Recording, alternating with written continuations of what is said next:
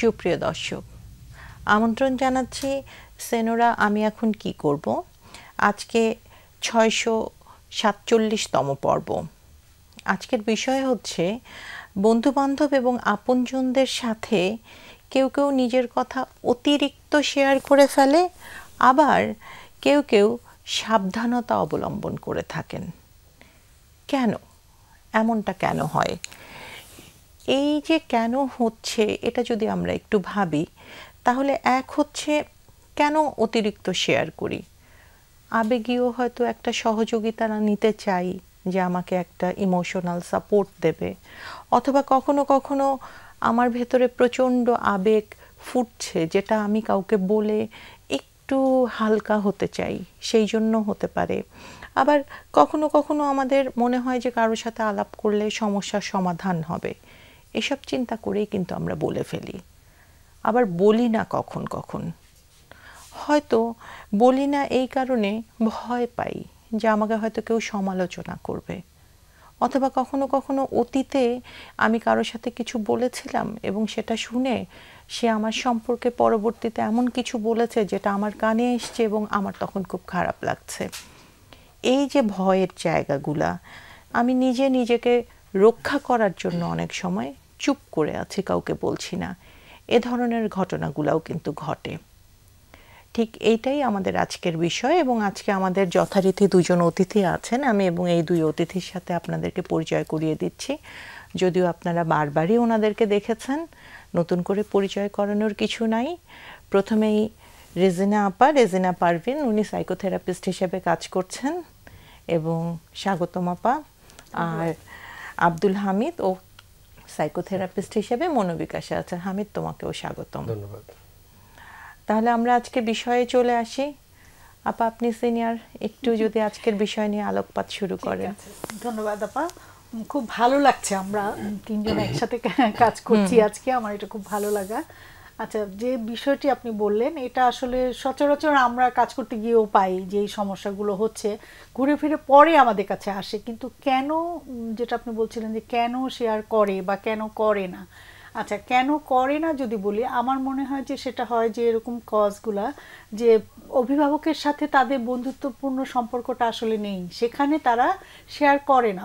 বলার যে একটা অভয় দেয়া যে একটা জায়গা, সেই স্পেস যখন পায় না, তখন তারা অন্য মাধ্যম খোঁজে। সেটা কারা হবে? অবশ্যই তার বন্ধু হতে পারে, বা কাজিন যারা মামাতো চাচাতো ভাই বোন সমবয়সীরা হতে পারে, কখনো শিক্ষকও হতে পারে, যে খুব তার উপরে কেন শিক্ষক, যে সবাইকে না বলে কেন শিক্ষকের কাছে শেয়ার করছে, যে মানে তাকে পড়াচ্ছেন যিনি, কেন, যে ওখানে সে কিন্তু আস্থা পাচ্ছে। এই শব্দটা খুব ইম্পর্টেন্ট, যে আস্থার জায়গাটা যদি না হয় তাহলে কিন্তু সেখানে সে বলবে না।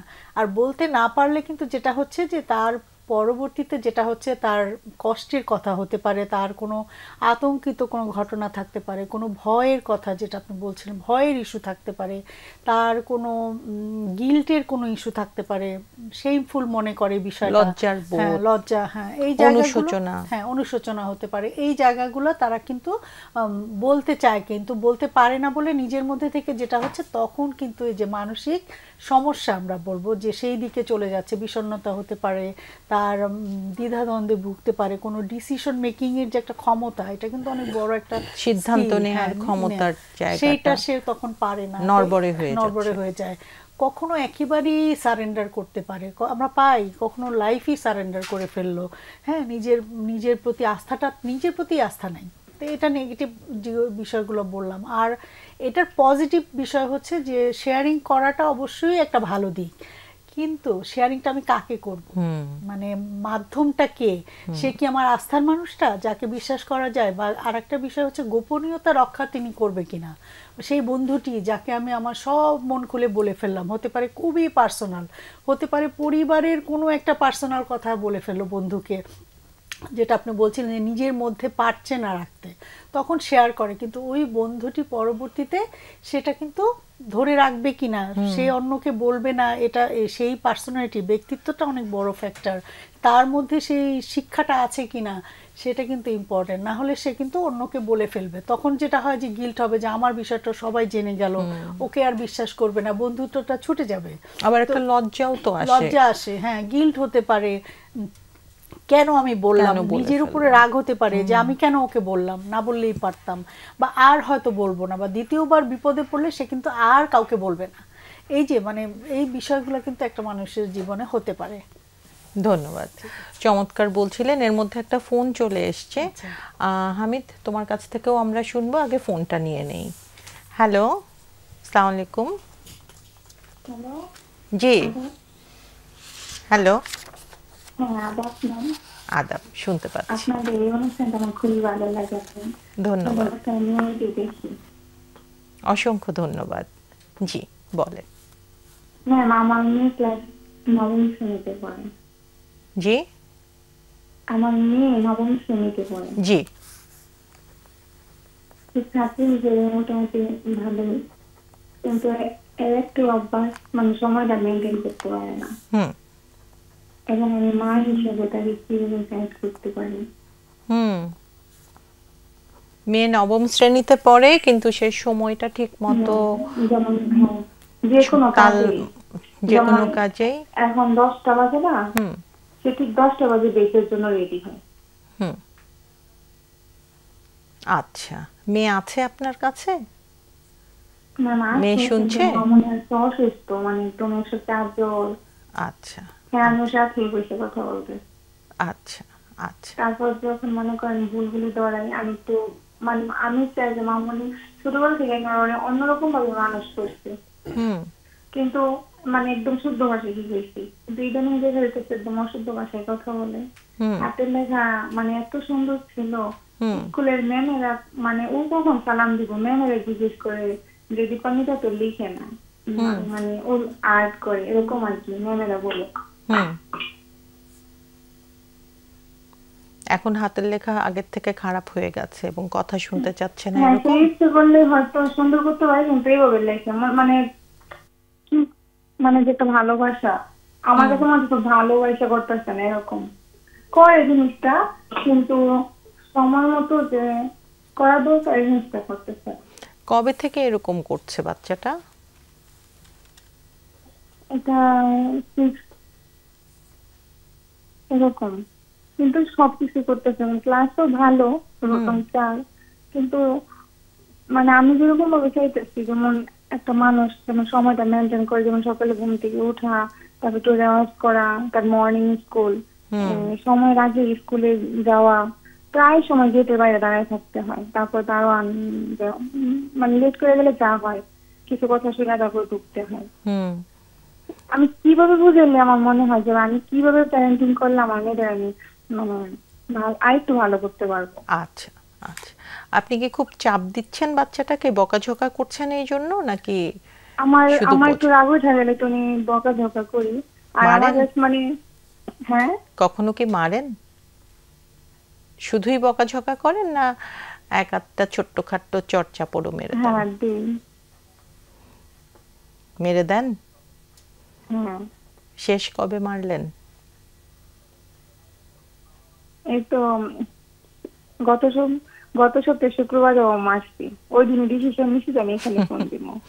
9-এ পড়ার বাচ্চাকে ছোট্ট করে এই যে গত সপ্তাহেও মারলেন, কেমন লাগতো? না, এই যে দেখেন, একটা বলি, মানে আমার আগের কারণটা, ওর একটা স্কিনের ডাক্তার দেখাইছি, ও ক্লাস 9-এ পড়ে।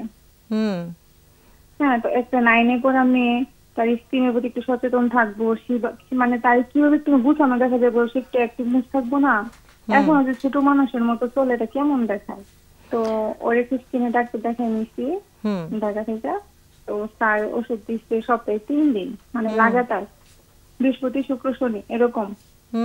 তো সেদিন আমি চাল ভিজানোর আগে বলে গেছি যে মামুনি ওষুধটা খায় নাও, খাবার আগে খাইতে 1/2 ঘন্টা আগে। তারপর বাদ বসায় বলছি মামুনি ওষুধটা খাইছো, তখন পান্ত বাপসি খায় নিছে। তারপর আমি তো একদম বাইরে নিয়ে আসা, ঠিক নিয়মে খায়নি। আমি একটু আটকে দেই আপনাকে, বাচ্চাটা ঠিক নিয়মে খায়নি। আপনি ধরেন যখন ক্লাস 9-এ ছিলেন, মা মারলে কেমন লাগতো? খারাপ লাগতো? আচ্ছা, আমি একটু শুনি আমাদের আজকে যারা অতিথি আছেন তাদের কারো কোনো প্রশ্ন আছে কিনা, তারপর আমরা আলাপ করব বিষয়টা নিয়ে। হামিদ, আচ্ছা, আমি যে কথাটা বলি। জি বলেন। তারপর ওষুধ বাত নিয়ে এসে পড়ছি, বাত নিয়ে এসে জিজ্ঞেস করতেছি যে মামনি তুমি ওষুধটা খাইছো? কই না। এটা তো ওষুধ বাত খাওয়ার আধা ঘন্টা আগে খাইবো। তো আমি যে জায়গাটা আমি এটা বুঝে গেছি মামনি অনেকের অনেক কিছু মনে থাকে না, এরকম আমারও হইতো যে অনেক কিছু ভুলে যেতাম, আমি চেষ্টা করতাম যে মনে রেখে চলার জন্য। তো তোমার যখন অনেক সময় মনে থাকে না, আমি মনে করে দিলে তো সাথে সাথে কাজটা করে ফেলতে পারো, সাথে সাথেও করো না। তো আমার রাগ উঠে গেছে পরে আমি তখন আর কি তখনই মেরে দিলেন। আচ্ছা, অতিথিদের প্রশ্ন শুনি। আপনার একটাই বাচ্চা নাকি আরো বাচ্চা আছে? একটাই বাচ্চা, ঠিক আছে। প্রশ্ন। এমনি মেয়েটার বাবার সাথে সম্পর্ক কেমন? বাবার সাথে ভালো, কিন্তু ওই রাগ করে বাবার সাথে। ওর বাবু যেমন অফিস থেকে আইসা মামুনি মামুনি করে পাপ্পি দেয়, হ্যাঁ, ও এগুলি মানে বেশি পছন্দ করে না, ওই রাগ করে। ওর বাবা অনেক ভালোবাসে। আচ্ছা, শুধু এই জায়গাটা বাদ দিয়ে অন্য অন্য জায়গায় কি তার পারফরমেন্স কেমন? ক্লাসে বা মানুষের সাথে মিশতে পারে কিনা, বন্ধুত্ব করতে পারে কিনা, তাদের সাথে সম্পর্ক কেমন বলা যাবে? সম্পর্ক তো মোটামুটি ভালোই, তবে একটু রাগ বেশি। মানে যে ওর সাথে কেউ কথা বললো না, বলে যে মা আমার সাথে আজকে ভালো করে কথা কয় না, আমিও কথা বলি না। সবকিছু আমার কাছে এসে বললে, বাবার কাছেও বলে। আর ক্লাসে পারফরমেন্স ভালো, ভগবানের কৃপা যেটা ধরে সেটাই মানে অ্যাকসেপ্ট করতে পারে খুব তাড়াতাড়ি। আচ্ছা, আর আপনার সাথে কি রাগজিত করেন? হ্যাঁ। আপনার সাথে রাগ করেন? আমার সাথে রাগ করেছি না? হ্যাঁ, যে বকাঝকা করলে রাগ করে। রাগ করে কি করেন? সর্বোচ্চ কি করেন? আমি কি করি? না, আপনার মেয়ে? ও কিছু করে না। মানে কান্নাকাটি করা বা কোনো কিছু ভাঙচুর করা এরকম কিছু করেন কিনা? না না না, এরকম কিছু করে না। রাগ করে, রাগ করলে করে দেখো গা ইহার মাইনে বকেনি। আচ্ছা আচ্ছা, ঠিক আছে। ঠিক আছে। হ্যাঁ আপা, আপনার কথা শুনছিলাম। আপনি ওর ব্যাপারে বলছিলেন যে ওর একটু রাগ বেশি, সময় মতো কাজ করছে না, কথা শুনছে না, মূলত এই জায়গাটা। আমি একটা কথা বলছিলেন যে মনে হয় যে মামুনি যে আমি যে মা হিসেবে যে আমার সাথে কিভাবে কথা বলতে হইব, আমার কাছে মনে হয় যে মামুনির আমি এটা শিখতে পারি না। ওকে আপা, আমি একটু বলতে চাচ্ছি, একটু শুনুন। সেটা হচ্ছে যে ওর, আপনি বললেন স্কুলের, ভাইয়া যখন প্রশ্ন করছিল যে স্কুলের পারফরমেন্সে ও ভালোই, ও ধরতে পারে সবকিছু তাড়াতাড়ি, তো আর কি কি ও ভালো পারে, একটু আমি ভালো জিনিসগুলো ওর শুনতে চাচ্ছি। না, একটু কি বলা যাবে ওর কি কি গুণ আছে ভালো, যেটা আপনার কাছে ভালো লাগে? ও ভালো গান পারে, ঢাকা বিভাগে প্রথম হয়েছে। আর কিছু? হ্যালো, হ্যাঁ আমি শুনতে পাচ্ছি না কথাগুলো। আচ্ছা, না ও কি ঘরের হাউসহোল্ড কোনো কাজ করে, মানে নিজস্ব কাজগুলো, যেমন ওর টেবিল গোছানো হতে পারে, ওর না ম্যাম নিজস্ব কাজ করে না, যে স্টাইল গুছায় রাখে না। আচ্ছা আচ্ছা, তো আপনি ওকে নিয়ে একটু হিমশিম খাচ্ছেন, হ্যাঁ বলছিলেন যেভাবে। হ্যাঁ আমি শুনতে পাচ্ছি না কথাগুলো। শোনা যাচ্ছে না? এখন শোনা যাচ্ছে? হ্যাঁ এখন শুনতে। আচ্ছা, তো আপনি তো ওকে নিয়ে হিমশিম খাচ্ছেন এবং প্যারেন্টিং নিয়ে জানতে চাচ্ছেন যে কি করলে আর একটু ও ভালো বিহেভ করবে আপনার সাথে। তো আমার যেটা মনে হয় যে হ্যাঁ, আমার যেটা মনে হয় ওর সাথে ভালো ব্যবহার করতে হবে। হ্যাঁ, যেমন আপনার রাগ উঠে যাচ্ছে, সেখানে যখন আপনার রাগ উঠে যাচ্ছে ও কথা শুনছেই না, তখন আপনি ওখান থেকে সরে যেতে হবে। আপনি তখন আর ওকে বলবেন না, কারণ বললে ওই সময় জেদ দেখাবে আরো। তখন না বলে বরং পরে ওকে ঠান্ডা মাথায় বুঝিয়ে বলতে হবে যে এই কাজটি তুমি যে করলে না, এটা ঠিক হয়নি, বা সময় মতো করলে এই হবে, কি করলে কি হবে, ব্যাখ্যাগুলা দেয়া। আমরা অনেক সময় বলি কি যে নেগেটিভ কথাগুলো বলি যে হ্যাঁ তুমি এটা করলে না, বা অন্যদের হয়তো ফোনে বলছি ও কথা শোনে না, ও সারাদিন এই করে ওই করে, মানে দেখা যায় যে বাচ্চার নেগেটিভ কথাগুলাই আমরা সবাইকে বলছি। একটু চিন্তা করে দেখেন, খেয়াল করে যে ওর পজিটিভ কথা আপনারা কতটা বলেন। হ্যাঁ, যদি কম হয় তাহলে ওটা বাড়াতে হবে এবং ওকে প্রশংসা করতে হবে। ছোট ছোট কাজ করতেও দিতে হবে, যেমন ওর টেবিল গোছানো, ওর কাপড় ভাঁজ করা, সেটা বকা দিয়ে না। ওকে আপনি সাথে শুরু করলেন, 2টা জামা আপনি ভাঁজ করলেন, বাকি 5টাও ভাঁজ করলো, একসাথে শুরু করেন, ঠিক আছে? মানে ওকে একটু বেশি আর একটু আদর চাচ্ছে ও, ওর রাগ কেন বা জেদ কেন, আপনার কথা শোনে না কেন, ও আসলে কি চায় এটা বুঝতে হবে যে ও কি চাচ্ছে আপনার কাছে। ঠিক আছে, আমি সেদিনও বললাম, মানে বলতেছি যে মামুনি, আমি যে গত শুক্রবার রাগ করে আমার সাথে কতদিন কথা বলিনি।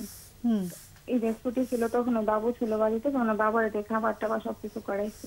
তারপরে যখন আমার নিজের কাছে কষ্ট লাগতেছে, তারপরে আমি এবার যে বলতেছি যে মামুনি দেখো, তুমি তো আমার একটা মেয়ে, আমি তোমার জন্য কি না করি, তোমার কত সুন্দর করে এখন অসুস্থ বললো, তারপর তোমার হাতে লাগলে কত সুন্দর ছিল, তারপর তুমি গাও, গানের একটা সময় আছে, নির্দিষ্ট সময় গানটা করে পড়াটা ঠিক রাখতে পারে না, আবার পড়া ঠিক রাখতে গেলে গান ঠিক রাখতে পারে না। এটা তো হবেই আপা, একটা মানুষ যখন অনেকগুলা কাজে থাকে। এখনের পড়াশোনা কিন্তু একদম সহজও না, বাচ্চারা যে পড়ে, বই খাতা অনেক, সিস্টেম অনেক, অনেক কিছু করতে হয় ওদেরকে, কিন্তু একটা করলে একটা একটু আমাদের এক্সপেকটেশন, মানে আমার চাওয়াটা কিন্তু একটু কমাতে হবে। আমার কেন যেন এটা মনে হচ্ছে যে আপনি যা ওর কাছ থেকে চাচ্ছেন এবং সেটা খুব পারফেক্টলি চাচ্ছেন। একটা মানুষ কখনোই অনেক কিছু পারফেক্ট পারে না। ধরেন অন্য আরেকটা মানুষ যেটা পারে আমি সেটা পারবো না। এক একজনের এক এক রকম গুণ থাকে, যোগ্যতা থাকে, ক্ষমতা থাকে। তো সেইখানে ওর কি কি গুণ আছে, ও যেগুলো ভালো পারে ওগুলাতে আপনি অ্যাপ্রিসিয়েট করেন, প্রশংসা করেন, সেই প্রশংসাটা অন্যদেরকেও জানান, তখন ও বুঝবে যে মা আমাকে ভালোবাসে। এখন তো ও নেই, ও থাকলে আমরা ওর সাথেও কথা বলে বুঝতে পারতাম। হ্যাঁ, আমরা এখন একটু ম্যাডাম কাছেই আছে, কিন্তু জ্বর দেখে আমি বলতেছি না। আচ্ছা, ও জ্বরের জন্য, ঠিক আছে। তার মানে আপনি ওকে প্রশংসা করবেন বেশি বেশি করে, এটা আমি বলতে চাচ্ছি। ঠিক আছে, আমরা আমার কাছে মনে হয় কি মামুনি প্রশংসা করলে জিনিসটা করেই না। আচ্ছা, আমরা একটু আলাপ করি, আপনার বাচ্চার দ্রুত সুস্থতা কামনা করি, বাচ্চাটা ভালো হয়ে যাক তাড়াতাড়ি। আর প্রশংসা করলে কেন কমছে না, কিভাবে প্রশংসা করতে হবে, আমাদের অতিথিরা আছে, আলাপ করি আমরা জিনিসটা। আমাদের সাথে থাকেন, শোনেন। এবং আমি একটু অনুরোধ করব যে এটা তো পরবর্তীতে আবার যখন অনলাইনে এখন তো দেখানো হচ্ছে, আবার রেকর্ডেড ভার্সনও আসবে, তখন যদি একটু বাচ্চাকেও দেখতে বলেন, তাহলে আলোচনাটা শুনলে হয়তো বাচ্চারও মনে হবে যে আচ্ছা এই জায়গাগুলো আপনাদের দূরত্বটা কমতে সাহায্য করবে। আপা যেটা বলছিলেন যে আসলে বোধহয় একমাত্র মেয়ে, যার কারণে প্রত্যাশাটা অনেক বেশি, যেটা বাচ্চার পক্ষে এই মুহূর্তে পূরণ করাটা কঠিন হয়ে যাচ্ছে। আরেকটা জায়গা বোধহয় মা নিজেও বাচ্চার সবকিছু কাজ করে দিতে চাচ্ছে, তাই না? যে আমি একটু বলেছি পারফেক্টলি করা, মানে নিখুঁতভাবে করতে চাচ্ছে, সুন্দর মতো হবে, অন টাইমে হবে, ওই চাওয়াটা ও হয়তো বুঝতে পারছে না। 9 বছরে ক্লাস 9 এর বাচ্চা, বোঝাটা কঠিন। আর কিশোরী মন, এখন তো একটা বয়ঃসন্ধি, এখন তো একটা বিদ্রোহী, তাই না? সেটাই তো এটা আমার কাছে যেটা মনে হচ্ছে যে বাচ্চাটার হয়তো সেন্স অফ রেসপন্সিবিলিটিটা সেভাবে গ্রো হয়নি বা হচ্ছে না, বা কোনো জায়গায় মিসিং, হয়তো বা মানে দায়িত্ববোধের জায়গাগুলো হয়তো বা এইটা যে খুব দায়িত্বশীল হবে তাও না, কিন্তু ছোট ছোট যেই বিষয়গুলো আছে, তার অন টাইমে স্কুলে যাওয়া, নিজের জিনিসপত্র একটু গুছানো, এই জিনিসগুলো একটা হতে পারে যে এগুলো তো হয়ে যাচ্ছে, আমি না করলেও বাসায় কোনো না কোনো ভাবে হয়ে যাচ্ছে, সো এইটাতে আর অত বেশি অ্যাটেনশন দেওয়ার দরকার নেই। আর একটা জিনিস হচ্ছে, যেমন বাবার আদর পাচ্ছেন, এখন যদি বিষয়টা এরকম হয় যে কিছু কথা আছে সেটা বোঝানোর জন্য বাবাকে ব্যবহার করা যেতে পারে, যে মা এই জিনিসগুলো হলে আমি খুশি হই, তুমি করতেও পারো নাও করতে পারো, বাট করলে আমি অনেক খুশি হই। হ্যাঁ, সো এই যে আস্তে আস্তে সে বাবা মার জন্য খুশি হওয়ার জন্য প্রেশার ফিল না করে এইটা রেসপন্সিবিলিটির জায়গা থেকে এই কাজগুলো করবে, এরকম একটা বিষয়। আরেকটা যেটা আপনি বললেন যে অ্যাডোলেসেন্ট পিরিয়ডে এমনি অনেক ক্রাইসিসের মধ্যে দিয়ে যায়, তার মধ্যে একটা কমন ক্রাইসিস হচ্ছে যে অটোনমি নিয়ে তার সমস্যা, তার মত প্রকাশের স্বাধীনতার যে বিষয়টা, হ্যাঁ, ওইটা নিয়ে একটা চ্যালেঞ্জের মধ্যে দিয়ে তারা যায়, তার নিজের জীবনের একটু স্বায়ত্তশাসন চাচ্ছে। হ্যাঁ, সেটাই। তো সেই জায়গাটাতে হচ্ছে যে মায়ের ডিরেকশনে তাকে চলতে হচ্ছে, কিন্তু এই বয়সে কিন্তু তারা আবার নিজের মতো একটু স্বাধীন জগৎ চায়, যেখানে তার ডিরেকশনে তার লাইফ চলবে। এই কনফ্লিক্টটা হলেই অনেক সময় দেখা যায় যে এটা কনফ্লিক্ট বাড়লে আসলে সমাধান হয় না, কিন্তু বিষয়গুলো যদি প্রপারলি বোঝা যায় এবং যে এটা বয়সের সাথে সাথে ঠিক হয়ে যাবে, অনেক সময় হয় যেটা রেজিনা আপা বললেন যে পারফেক্ট করার জন্য যে বেয়াদব মেয়ে, মার কথা শুনো না, হ্যাঁ, একেবারে সব জায়গা থেকে পরিপূর্ণ, গানও সর্বোচ্চ ভালো গাইবে, পড়াশোনায় খুব ভালো থাকবে, গোছ গাছ থেকে নিয়ে সবকিছু কোনো বেয়াদবি করবে না। তো এটা একটা বাচ্চার ক্ষেত্রে অনেক সময় চ্যালেঞ্জ হয়ে যায়। হ্যাঁ, এখনকার নাওয়েডেজ এই জিনিসগুলো অনেক ক্ষেত্রে যদি প্রপারলি কমিউনিকেশন না করা হয়, মানে বাচ্চাকে স্পষ্ট তার সাথে অনেক ওকে জায়গা থেকে গিয়ে এই বিষয়গুলো বোঝানো, এবং অনেক ক্ষেত্রে যদি মনে হয় বাবার সাথে সম্পর্কর জায়গাটা অনেক বেশি ভালো, সেক্ষেত্রে সব কিছু না, অনেক কিছু নর্মালি ঠিক হবে। হ্যাঁ, এটা বয়সের সাথে সাথে ঠিক হবে। যেগুলো খুব সেন্সিটিভ যদি মনে হয়, এটা খুব, যেমন একটা জিনিস যেটা বললেন যে স্কুলে দেরি করে যান এবং বাইরে দাঁড়িয়ে থাকেন, এটাতে কিন্তু তার স্কুলের পারফরমেন্সেরও একটা ঘাটতি হবে, এবং অনেক সময় ট্রেডমার্ক হয়ে যায় অনেকে, যে ও সবসময় দেরি করে আসে, অ্যাটেন্টিভ না। এইটাকে টুইনিং করা যায় কিভাবে, এটার জন্য বাবার সাথে ওইভাবে বলা যেতে পারে যে তুমি কি আরেকটু কোঅপারেট করতে পারো কিনা, আরো 10 মিনিট আগে উঠতে পারো কিনা। এবং সে যদি 1 সপ্তাহ 15 দিন নিজ দায়িত্বে ঠিকঠাক মতো স্কুলে যায়, তার জন্য একটু গিফট দেওয়া, সিগনিফিকেন্টলি ইমপ্রুভমেন্ট, এবং এটা আমরা খুব খুশি হয়েছি, এটার জন্য একটু গিফট দেয়া। এইভাবে করে করে তার আচরণের পরিবর্তনগুলো আনা যেতে পারে। এবং মা আরেকটা জিনিস জানতে চাচ্ছিলেন রেজনাপার কথায়, যে প্রশংসা কিভাবে করব বাচ্চার, কিভাবে প্রশংসা করতে হ্যাঁ, ওটা একটু বলছি। একটা পয়েন্ট আমার মাথায় এসেছে, এটা আগে বলে নিই, আমিদের সাথে রিলেটেড। সেটা হচ্ছে যে আমি অনেক কেসে দেখেছি যখন আসে, যে এই যে মায়ের যে একটা আকুতি, আমার বাচ্চাটাকে এগুলো করতে হবে বা আমি চাচ্ছি, ওনার চেষ্টার কিন্তু কোনো কমতি নেই। এখানে বাবার রোলটা কি, এটা আসলে প্রশ্নটা ওভাবে আসেনি। মানে বাবার সাথে ওর অ্যাটাচমেন্ট ভালো, এটা বোঝা গেছে, কিন্তু প্যারেন্টিং স্টাইলে আমরা যেটা বলি যে বোথ প্যারেন্ট, দুইজন বাবা মা দুইজনকে সেম মতামত থাকতে হবে বাচ্চা কি করবে না করবে বা স্ট্রাকচারের ব্যাপারে। ওকে নিয়মে আনার জন্য দুইজনের মত এক হতে হবে। এখন হয়তো মা এটা বলছে পারফেক্টলি এইটাই হতে হবে, এটা বাবা হয়তো বলে আচ্ছা থাক আস্তে পরে করবে। এটা হয়, কিন্তু এটা একদম ঘরে ঘরে হচ্ছে। এই যে বাচ্চার মানে সামনে, শিশুর সামনে আমরা বলে দিচ্ছি এইভাবে, তখন শিশু কিন্তু সুযোগ পেয়ে যায় যে মার কথা এখন আর পাত্তা দিব না, আচ্ছা বাবা বলেছে ঠিক আছে তাহলে সেটাই ভাই। এই কেসটার ক্ষেত্রে এই ধরনের কোনো ঘটনা আছে কিনা, তাহলে এটাকে বর্জন করতে হবে। দুইজন আলাদা করে আলাদা রুমে কথা বলে বাচ্চার যে কোনো ব্যাপারে সিদ্ধান্তটা নিতে হবে। যেমন স্কুলের ব্যাপারে ওর যে সমস্যাটা হচ্ছে, পানিশমেন্ট খাচ্ছে, তারপরেও ও উদাসীন, তাহলে এটা কেন? এখানে বাবা এবং মা যে এটা চাচ্ছে, এটা কিন্তু স্ট্রংলি। আর একটা জিনিস আছে প্যারেন্টিং এর, যে ফার্ম ভয়েস, মানে আমি আজকে শক্তভাবে বলা, যেমন স্কুলের দৃঢ়ভাবে বলতে কোনো মাপ নাই, দৃঢ়ভাবে বলা যে না তোমার স্কুলে তুমি রেগুলার যেতেই হবে এবং ঠিক টাইমে তোমাকে যেতেই হবে, তোমাকে সকালে আগে উঠতেই হবে, এটার জন্য কোনো বিকল্প নেই। এই যে ফার্মলি বলা, মানে স্ট্রংলি শক্ত বলা, আবার কালকে বললাম আচ্ছা তুমি ঘুমাও স্কুল যেও না, নো, এটা হবে না। স্কুল মানে এভাবেই বলতে হবে। ও এই চর্চাটা যদি ওনারা ওর সাথে করতে পারেন, এটা তখন ও শুনবে। যখন দেখবে আমার তো আর সুযোগ নেই, বাবা মা একই, মানে এখানে আমার আর কোনো স্কোপই নাই নেগেটিভ অ্যাটিটিউডটা করার, সো তখন কিন্তু ওই যে ভয়, বাবা মা, আমরা আগের দিনের বলতো না বাবা মাকে আমরা খুব ভয় পাই, আমরা কথাই বলি না বা চোখের ইশারায় আমরা বুঝে যাই, শুনে ফেলি। এখনের ছেলেমেয়েরা সেটা শোনে না, কিন্তু এই যে ফার্ম ভয়েসটা কিন্তু খুব ইম্পর্টেন্ট ওদেরকে কথা শোনানোর জন্য। এটা আর কি বলতে চাচ্ছিলাম। আর যেটা প্রশংসা কিভাবে করব, প্রশংসা তো অনেক রকম হয়। আমি যদি ইশারায় এরকম বলি যে সাজিদা পা দারুণ, তার মানে কি আপনি কিন্তু বুঝে গেলেন যে আপনাকে সুন্দর লাগছে বলতে চাচ্ছি। তো ওরকম বাচ্চাকে হাত করা, কাছে নিয়ে জড়িয়ে ধরা, এটা অবশ্যই সেফ আগের কথা বলছি, জড়িয়ে ধরা, মা কাছে নেওয়া, বাবা কাছে নিয়ে অ্যাপ্রিসিয়েট করা। একটা অঙ্ক ভুল হয়েছে, খাতাটা আমি ছুঁড়ে ফেলে দিলাম, বাচ্চা ও কি দেখলো, যে আমাকে ও ফিল করলো যে আমি নেগলেক্টেড, অসম্মানিত হচ্ছি, আমি অসম্মানিত হচ্ছি, অবহেলিত হচ্ছি। আর একটা হচ্ছে ওর আত্মবিশ্বাসের জায়গাটা কমে গেল, যে আমি পারি না, আমি পারবো না, আমাকে দিয়ে আর কিছুই হবে না, নিজেই এগুলো বলবে। আমার শুধু এই ছুঁড়ে ফেলাটাতে এই জিনিসটা হয়ে গেল।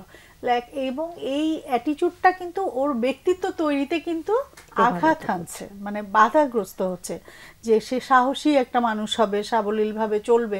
সেখানে কিন্তু বিন্দু বিন্দু করে আমরা প্যারেন্টসে অনেক সময় সমস্যা করে দিচ্ছি। এই জায়গাগুলো আমাদের আসলে ইগনোর করতে হবে। প্রশংসা অবশ্যই ধরে ধরে বলতে হবে, স্পেসিফিক প্রশংসা। তুমি যে আজকে স্কুলে, ঠিক এই কেসের জন্যই বলছি, তুমি যে আজকে স্কুলে ঠিক টাইমে গিয়েছিলে, এই জন্য তোমাকে আজকে দেখো আম্মু তোমার জন্য এই খাবারটা রান্না করেছি। ওর হয়তো পছন্দের একটা ডিশ আমি সামনে দিলাম, এটা এমন কিছু লাগবে না আমার, আমি যেটা বললো ছোট ছোট রিওয়ার্ড দেওয়া, তাই এইভাবে এটাও প্রশংসা পার্ট, কিন্তু একটা গিফট দেয়া। এরকম ধরে ধরে স্পেসিফিক তার বিষয়গুলোকে যদি আমি প্রশংসা করি, তখন তার ওই প্রশংসার বিষয়গুলোতে সে আরো এনকারেজ ফিল করবে, উৎসাহিত বোধ করে সে ওটার মধ্যে আবার করবে, তখন আবার করবে যে ও আম্মু তো খুশি হয়েছে বা আম্মু তো আমার পছন্দের খাবারটা রান্না করেছে, তাহলে পরের দিনও সে আবার যাবে স্কুলে ঠিক টাইমে, কারণ আরেকটা ভালো খাবার পাবে সে। তো এটা আমরা তো এভাবে চর্চায় আনতে হবে, মানে চর্চা না হলে হবে না, এটা মূলত মেইন কথা। একটা জিনিস আমি একটু অ্যাড করতে চাই, সেটা একটু দেখে নেওয়া, যেহেতু ক্লাস 9-এ পড়ে, সোশ্যাল মিডিয়ার ইনভলভমেন্ট বাচ্চাটার কিরকম আছে। হ্যাঁ, এখন কারণ বাচ্চা বড় হয়ে গেলে অনেক সময় সেপারেট রুমে থাকে, অনেক সময় দেখা যায় বাচ্চারা অনেক রাত পর্যন্ত যদি সোশ্যাল মিডিয়া এঙ্গেজ থাকে, সকালে উঠতে পারে না, ন্যাচারালি তার ঘুম ফুলফিল না হলে সে উঠতে পারে না।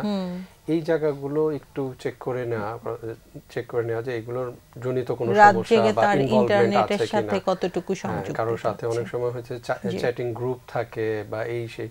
তো রাতের দীর্ঘ সময় ধরে অনেক সময় অনেকেরই এখন এটা একটা কমন চ্যালেঞ্জ। হ্যাঁ, তো এরকম কোনো ইস্যু আছে কিনা সেটাও দেখা, পাশাপাশি অ্যাওয়ারনেস বিল্ড আপের জন্য এই স্টেপ বাই স্টেপ ধরে আস্তে আস্তে জিনিসগুলোকে তৈরি করা। এবং বাবা মাকেও একটু বদলাতে হবে, কারণ তারা এতদিন যে আচরণগুলো করছিলেন সেটা যেহেতু বাচ্চা এখন নিচ্ছে না, বাবা মা যদি একটু আচরণগত জায়গাটা নিজেদেরও বদলান এবং খোলামেলা মেয়েকে জিজ্ঞেস করেন যে তোমার কিসে ভয় হচ্ছে, কিসে রাগ হচ্ছে, তুমি কি বদলাবে বলো, আমার কাছ থেকে কি বদল চাও বলো, তাহলেও বোধহয় জিনিসটা একটু সহজভাবে সমাধান হবে। আমাদের এটা বলি না যে প্যারেন্টস যে আমার কোন আচরণটাতে তুমি কষ্ট পেয়েছো বলো, তাহলে আমি চেষ্টা করব পরিবর্তন করার, এই কথাগুলো আমরা তো সচেতনভাবে আসলে বলি না একদম। আমি একটা কিছু না, এই মা যদি খেয়াল করে যে সারাদিনই ওর সাথে কথা বলার সময় হেসে কথা বলি কিনা, জাস্ট একটা কিউ দিলাম আমি, সারাদিনে ওর সাথে যখন ইন্টারঅ্যাক্ট করছে, কথা বলছে, যা যা বলছে, তখন আমি সে হেসে কথা বলছে কিনা, দ্যাটস ইট, এটাই প্যারেন্টিং। একদম। সুপ্রিয় দর্শক, আলোচনা চলছিল, আমরা এখন একটা ছোট্ট বিরতিতে যাব, বিরতির পরে আবার ফিরে আসব, আলোচনা চলবে।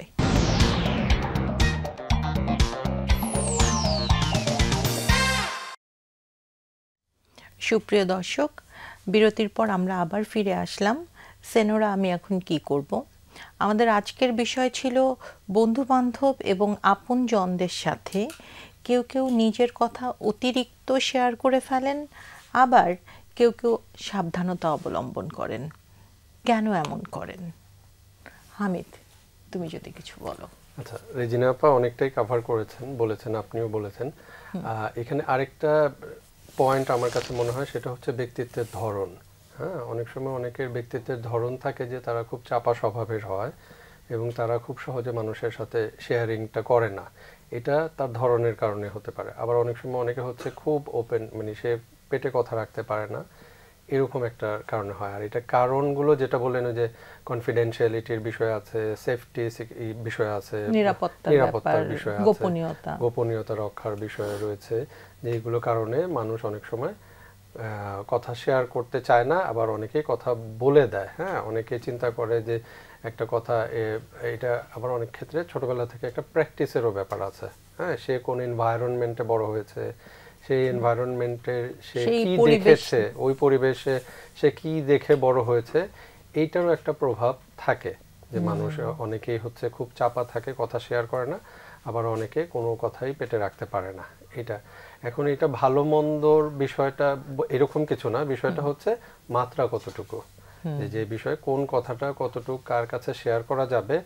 একদম বেশি চাপা স্বভাবও ভালো না, আবার একেবারেই ওপেন, সব কথা কোনো কথাই পেটে রাখতে পারে না, এইটাও না। এর চেয়ে যদি ব্যালেন্স করতে পারে, সে যদি বুঝতে পারে নিজেকে আরেক নিজের ম্যাচুরিটির জায়গা থেকে কোন জিনিসগুলো বলা দরকার বা প্রয়োজন হতে পারে, বলতে পারি, কোন জিনিসগুলো বলা আসলে ঠিক হবে না, এক। আর দুই নম্বর হচ্ছে নিজের যদি কিছু অনুভূতি থাকে, যে কষ্ট পেয়েছি, অনুভূতির জায়গা, আনন্দের জায়গা, সেগুলোকে কিন্তু সে তার একটা সেফ পার্টনারের কাছে শেয়ার করতে পারে। কারণ এগুলোতে তার চাপা কোনো, মানে বিষয়টা ইমোশনালি সে সাপ্রেস না করলে, চেপে না রাখলে, এটা কিন্তু পরবর্তীতে তার ভেতর চাপ তৈরি করবে না, বরঞ্চ তাকে আরেকটু পারমিট করবে টু এক্সপ্রেস। হ্যাঁ, নিরাপদ কারোর সামনে, অবশ্যই নিরাপদ কারোর সাথে, হ্যাঁ, অবদমন না করে সেটা সে প্রকাশ করতে পারে, এটা তার জন্য হেলদি হতে পারে। এই হচ্ছে মূলত বিষয়টা। এবং আচ্ছা, আমার একটা জিনিস মনে হচ্ছে যে এরকম যখন বলতে হবেই, আমার অনুভব হয় যে আমি অনেক কষ্টে আছি, বা আমার কোনো খুশিরই কথা হয়তো আমি বলবো, বা কষ্টে থাকা বা কোনো দুশ্চিন্তা, এখানে আসলে মানসিক স্বাস্থ্য সেবার সাথে এটা রিলেটেড। তো এখানে ব্যক্তিকে একটু বুঝতে হবে যে আমি সব জায়গায় না বলে আমি ঠিক জায়গাটায় যাই, সঠিক, যেটা আসলে মানে মানসিক স্বাস্থ্য সেবায় যারা আছেন নিয়োজিত তাদের কাছে যাওয়া, যেমন কাউন্সিলর, সাইকোথেরাপিস্টের কাছে যাওয়া, মানে পেশাগত সাহায্য, মন খুলে কথা বলতে পারবে এবং কনফিডেন্সিয়ালিটি সেখানে কিন্তু মেনটেন করা হবে, নিরাপত্তার জায়গাটা সেটা পাওয়া যাবে। আমরা আবার এই বিষয়ে ফেরত আসবো। এখন একটা ফোন চলে এসছে। হ্যালো, জি আসসালামু আলাইকুম। ওয়ালাইকুম আসসালাম। জি, আমরা শুনতে পাচ্ছি। আপু,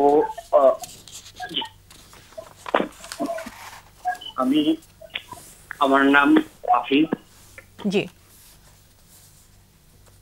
নাম লাগবে না, বলুন কি বলতে চাচ্ছেন। আমি একটি কিছু বিষয় জানার জন্য আপনাদেরকে, আজকের যে বিষয়টা আছে এই বিষয়ের উপরে আমার মূলত হচ্ছে আমার বাবার সাথে আমাদের সম্পর্কটা, আমাদের দুই ভাইয়ের সম্পর্কটা খুব একটা ভালো যাচ্ছে না অনেকদিন যাবত। তো এখানে আমি আর আমার মা নাই, আমার মা মারা গেছেন আরো 4 বছর হচ্ছে। তো উনি মারা যাওয়ার পরে থেকে আর কি মূলত আমাদের সম্পর্কগুলো একটু ডিস্টেন্স হয়ে গেছে। আমি আমার বাবা মায়ের পছন্দেই বিয়ে করি, বিয়ে করতে 7 বছর হচ্ছে।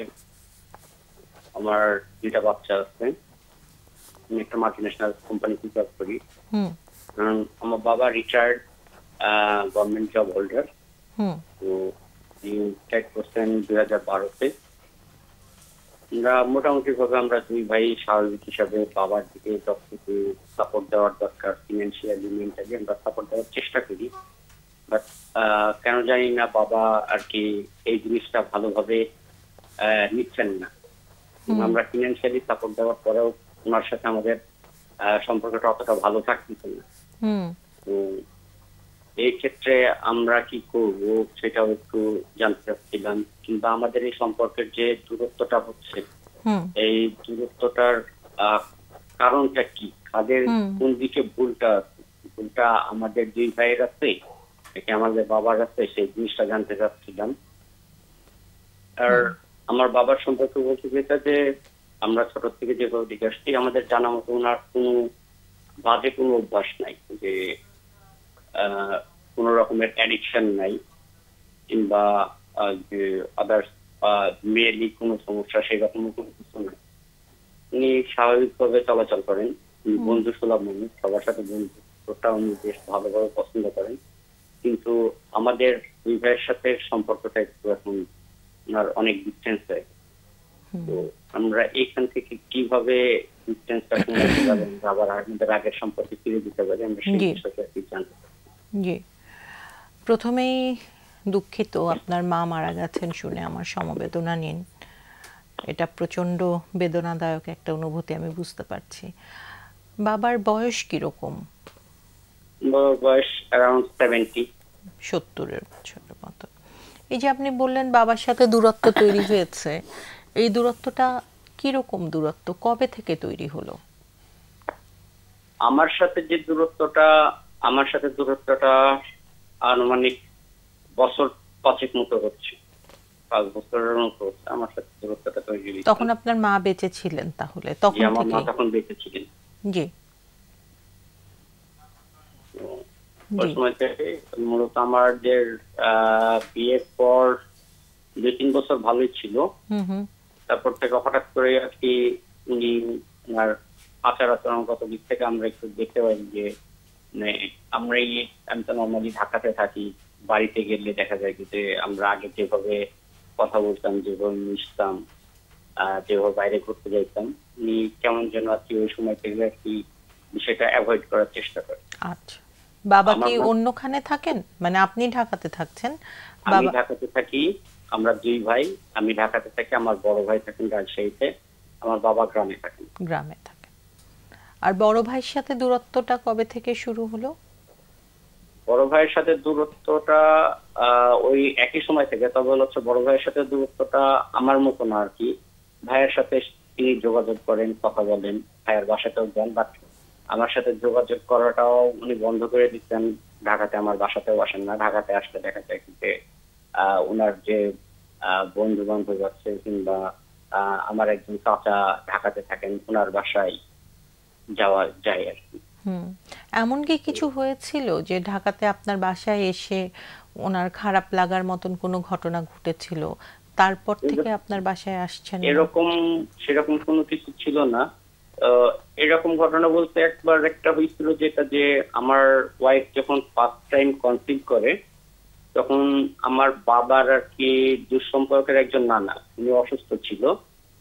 তো উনাকে নিয়ে একবার ঢাকাতে এসে ট্রিটমেন্ট করায় নিয়ে যাই, এবং পরবর্তীতে আমি ওনাকে বাড়িতে যাই। বাড়িতে যাওয়ার পর আমি যখন শুনি যে ওনারা আবারও ঢাকাতে আসবেন, আমি ওই সময় আমার বাবাকে বলি যে যেহেতু আমার ওয়াইফ অসুস্থ, তো এখন একজন মেহমান বাসায় নিয়ে গেলে তাকে তো একটু টেক কেয়ার করার লাগে, নিয়ে যাচ্ছে একজন অসুস্থ মানুষ। তো আমি ওনাকে বলছিলাম যে অসুস্থ মানুষকে এখন বাসায় না নিয়ে যাওয়ার জন্য। তো এটা নিয়ে যে আমি বাসায় বলে যাওয়ার, বাড়িতে গিয়ে বলে আসার পরে উনি ঢাকাতে অসুস্থ মানুষটাকে নিয়ে আমাদের বাসায় আসেন। তো বাসায় 2 দিন থাকার পরে আমি আমার বাবাকে আলাদাভাবে ডেকে নিয়ে বলি যে আপনি আগামীকালকে ওনাদেরকে, মানে 2-1 দিনের ভিতরে ওনাদেরও তো কিছু আত্মীয় স্বজন আছে ঢাকায়, আপনি ওনাদেরকে ওখানে রেখে এসে আপনি এইখানে থাকেন। আচ্ছা, এটা আর কি হয়তো বা ওনার মাইন্ডে লাগতে পারে। এবং ওই সময় এটা যখন হয়েছে, এটা হওয়ার পরেও আর কি মোটামুটি ভাবে আমাদের রিলেশন স্বাভাবিক ছিল। এটা হওয়ার বছর ডিরেক্ট মতো পরের থেকে ওনার সাথে আর কি আমাদের ডিসটেন্সটা ছিল। আচ্ছা, বাবা কি এখন একাই থাকেন গ্রামের বাড়িতে? জি, বাবা গ্রামের বাড়িতে থাকেন, একাই থাকেন। আর বাড়িতে থাকা বলতে হচ্ছে আমার একজন ফুপু আছে, উনি থাকেন ওর সাথে। আচ্ছা, ফুপু কি বাবার থেকে বয়সে বড় না ছোট? বাবার থেকে বয়সে ছোট। আচ্ছা, ফুপুর একটা মেয়ে, ফুপুর 3 ছেলে মেয়ে, 2-3 ছেলে মেয়েরই আর কি বিয়ে হয়ে গেছে। ওনারা 2 ভাই বোন থাকছেন এখন একসাথে? জি, ওনারা 2 ভাই বোন এখন থাকছেন, বাবা আর ফুপু একসাথে থাকছেন? বাবা থাকে, ফুপু থাকে, আর ফুপুর মেয়েটা সে বিয়ে হয়ে গেল আর কি এখানে বেশিরভাগ সময় আমাদের বাড়িতেই থাকেন। এখন আর কি আমরা আর কি মূলত আমাদের বাড়িটা, সবার বাড়ি আলাদা হলেও আমরা একই সারাউন্ডিংস এর ভিতরে থাকি সবাই। জি, আমার একটা ছোট্ট প্রশ্ন, খালি শেষ প্রশ্ন, এরপর আমি অতিথিদের কাছে চলে যাব। আপনার বাবার কি ভুলে যাওয়ার প্রবণতা বা হঠাৎ করে রাগ করার কোনো প্রবণতা ইদানিং দেখা দিচ্ছে কিনা? যেহেতু বয়স বলছেন, ভুলে যাওয়ার প্রবণতাটা নাই, উনি কোনো কিছু মনে রাখতে পারছেন সবকিছু? না, উনি ভুলেও যান না। আর রাগের যে বিষয়টা, এটা হচ্ছে ওনার নতুন করে না, উনি আমরা ছোট থেকেই দেখে আসতেছি, উনি যে কোনো বিষয়ে ওনার মানে পছন্দ মতো না হইলে উনি রেগে যান। আচ্ছা, এবং এটা নিয়ে উনি অনেক চিল্লাপাল্লা করেন। আচ্ছা, ঠিক আছে।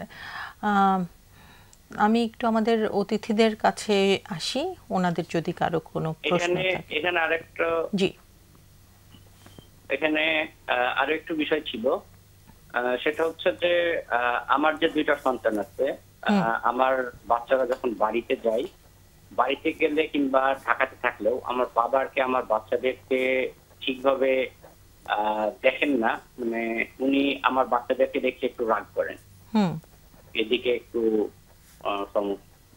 উনি কোনোভাবে এটা নিতে পারেন না। এবং এমনকি এমনও হয় যে আমরা যখন বাড়িতে যাই, গ্রামের বাড়িতে যাই, উনি দেখা যায় কি যে সরাসরি বলে না, উনি অন্য মাধ্যম ধরে হয়তো বা ফুপুকে ধরে কিংবা আমার চাচা আছে, চাচি আছে, ওনাদেরকে ধরে বলে যে আমার মেয়ে, মানে আমার বাচ্চারা কিংবা আমার ওয়াইফ যেন ওনার রুমে না যায়। আচ্ছা, এরকম ধরনের কথাবার্তা উনি আর কি বলেন। আচ্ছা, বাচ্চাদের বয়স কত আপনার? আমার যেটা বাচ্চা, বড় বাচ্চাটার বয়স হচ্ছে 6.5 বছর, আর ছোটটার বয়স 3.5 বছর। আচ্ছা, ঠিক আছে। কোনো প্রশ্ন আছে ওনার কাছে? আচ্ছা, একটু কি বলবেন যে আপনার ওয়াইফের সাথে আপনার মার সম্পর্ক কেমন ছিল? আমার মার সাথে আমাদের সম্পর্ক খুবই ভালো ছিল। আচ্ছা, বাবার সাথে আর কি মায়ের সম্পর্ক খুবই ভালো ছিল। না, আপনার ওয়াইফের সাথে? আমার ওয়াইফের সাথে আমার মায়ের সম্পর্ক ভালো ছিল। এবং আমার মা অনেকদিন অসুস্থ ছিলেন, প্রায় 7 বছরের মতো আর কি অসুস্থ ছিলেন। 7 বছর অসুস্থ থাকার পরে উনি আর কি মারা যান। আচ্ছা আচ্ছা, সেই সময়ে কি এরকম কিছু মনে হয় যে চিকিৎসা করানোর, মায়ের চিকিৎসার দায়িত্বটা কে নিয়েছিল?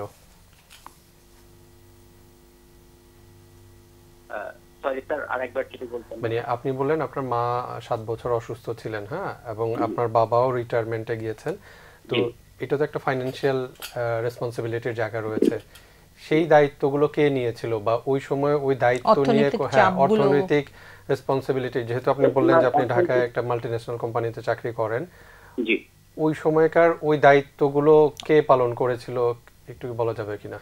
অর্থনৈতিক যে চাপগুলো যেটা ছিল সেটা হচ্ছে যে বাবা রিটায়ারমেন্টের পরে যা টাকা পাইছিলেন সেটাতে সঞ্চয়পত্র কেনা ছিল, প্লাস আমরা 2 ভাই কন্ট্রিবিউট করতাম, 2 ভাই সমানভাবে আর কি কন্ট্রিবিউট করতাম ওই সময়।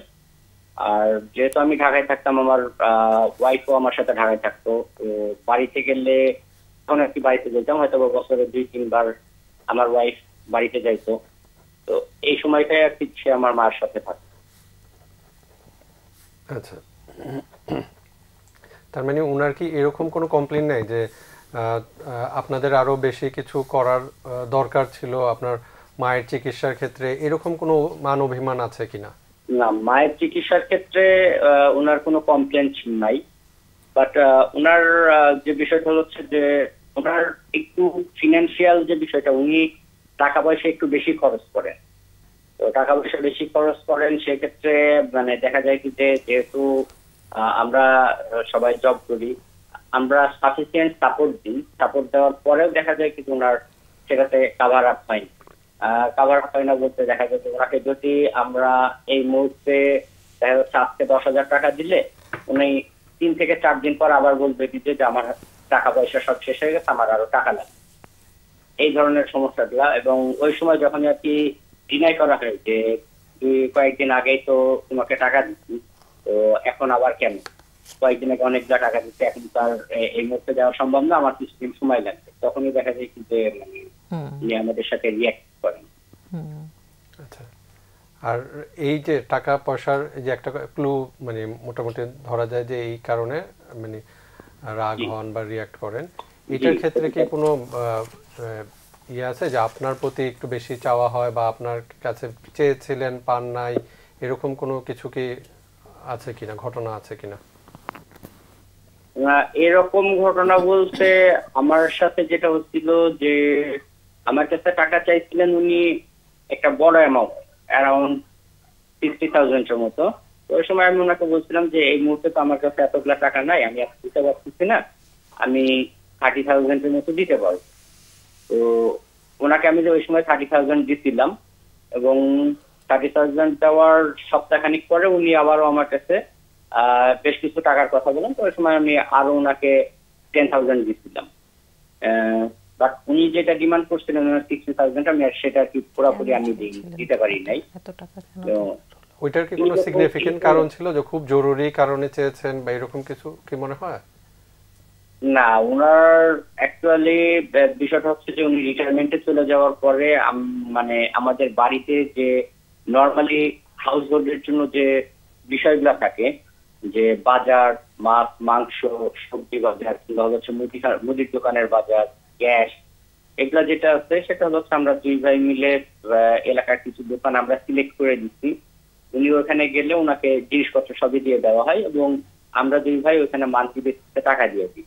যে এই মাসে 5,000 টাকার বাজার করছে, দেখা যাচ্ছে যে এক মাসে আমি মুদির দোকানে দিতেছি, এক মাসে মাছের দোকান, এক মাসে সবজির দোকানে দিতেছি। আমরা এইভাবে আর কি বাজারের বিষয়টা ওনার কাছে দিই না। আদার সাইডে যেটা আসে যে ওনার ডাক্তার কিংবা ওষুধের বিষয়টা, এটা আমার বড় ভাইও দেয়, আমিও দিই। এবং ওনাকে প্রতি মাসে দেখা যায় কি যে আমরা 2 ভাই মিলে অ্যারাউন্ড 5 to 6,000 ওনার সব রকমের কস্ট ক্লিয়ার করার পরেও আমরা 2 ভাই মিলে দেখা যায় 5-6,000 ওনাকে হ্যান্ড ক্যাশ হিসেবে আমরা দিই, সেটা পকেট মানি হিসেবে আমরা দিচ্ছি। বুঝতে পেরেছি। আরেকটা জিনিস কি একটু বলবেন যে কখনো কি মনে হয়েছে যে ওনার একজন সঙ্গী দরকার, এরকম কিছু উনি গ্যাপ ফিল করেন, কারণ যেহেতু বলেছেন আপনার মা দীর্ঘ অনেক বছর অসুস্থ ছিলেন, তার মানে কিন্তু এরকম কোনো কিছু কি আপনাদের কাছে মনে হয়, এই ধরনের কোনো কথাবার্তা হয়েছে কিনা বা আপনারা চেয়েছেন কিনা যে বাবার একটা সঙ্গী ব্যবস্থা করে দেয়? যে আমরা মা যতদিন বেঁচে ছিলেন ততদিন আমরা সেরকম কিছু বলি নাই, বাট মা মারা যাওয়ার পরে সরাসরি হয়তো বা ওনাকে আমরা বলি নাই, বাট আমরা আদার সাইড মাধ্যম দিয়ে ওনার কাছে যেটা পৌঁছাইছি যে যদি সেই রকম প্রবলেম ফেস করো কিংবা তোমার যদি মনে হয় যে তুমি again you want to be got married, you can go, we don't have any issue. আমরা তাকে এইভাবেও জানাই। ঠিক আছে, ঠিক আছে। সেরকম কোনো কিছু ওনার কাছ থেকে আমরা এই বিষয়টাতে ওনার কাছ থেকে যে আমরা যে তাকে আমরা বলছি যে আপনি again you can get married, but ওনার কাছ থেকে আমরা সেরকম কোনো পজিটিভ রেসপন্স পাই নাই। উনি দিয়ে কি বলছেন যে you don't eat any kind of stuff. আচ্ছা, রেজনা আপা, আপনার কোনো প্রশ্ন? হ্যাঁ, আমার একটু প্রশ্ন ছিল যে শুনছিলাম আপনার বাবার সাথে আপনার যে গ্যাপ আছে, দুই ভাইয়ের সাথে যেহেতু গ্যাপ, তার মানে সমস্যাটা ওখানে আছে, এটা বোঝাই যাচ্ছে। কিন্তু আপনার সাথে যে গ্যাপ, আপনি এটা ইয়ে করতে চাচ্ছেন, শুধরাতে চাচ্ছেন, চেঞ্জ আনতে চাচ্ছেন, এটার জন্য আপনি কি কোনো পদক্ষেপ নিয়েছেন বা নিলে কি নিয়েছেন?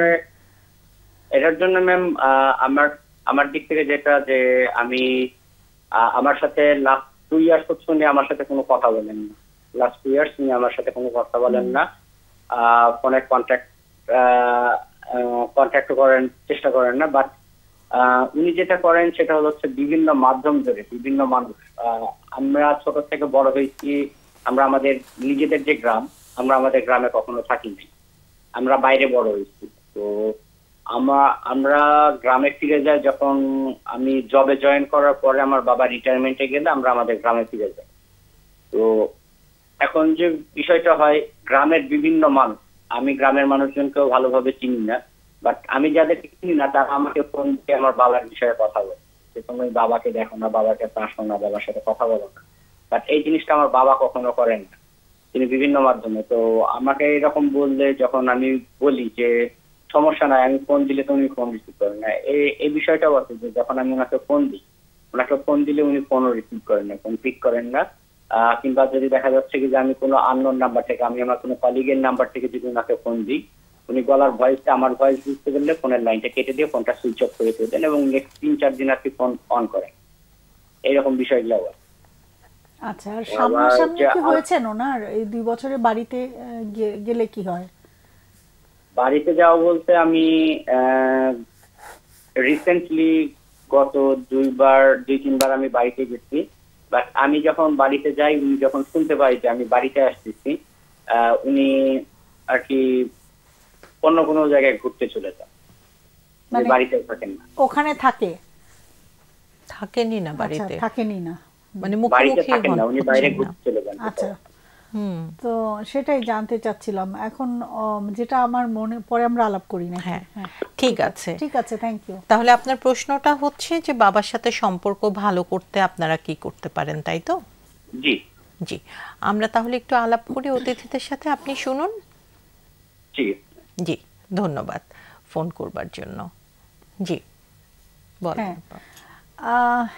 সমস্যাটা অ্যানালাইসিস করলে যেটা মনে হচ্ছে আমার, যে বাবা তো মানে অভিমান করে আছেন, ওটার সাথে রাগ, তীব্র অভিমান এবং রাগ, মানে রাগ দেখাচ্ছেন আর কি ছেলেদের সাথে। ওনারা চেষ্টা করলো, তা এখন বাবা ছেলের তো আমরা যে অ্যাটাচমেন্টের কথাটা বলি, যে একটা তো তাদের সম্পর্ক আছে, মানে এটা রক্তের সম্পর্ক, আত্মার সংযুক্তি আছে, মানসিক যে একটা জায়গা।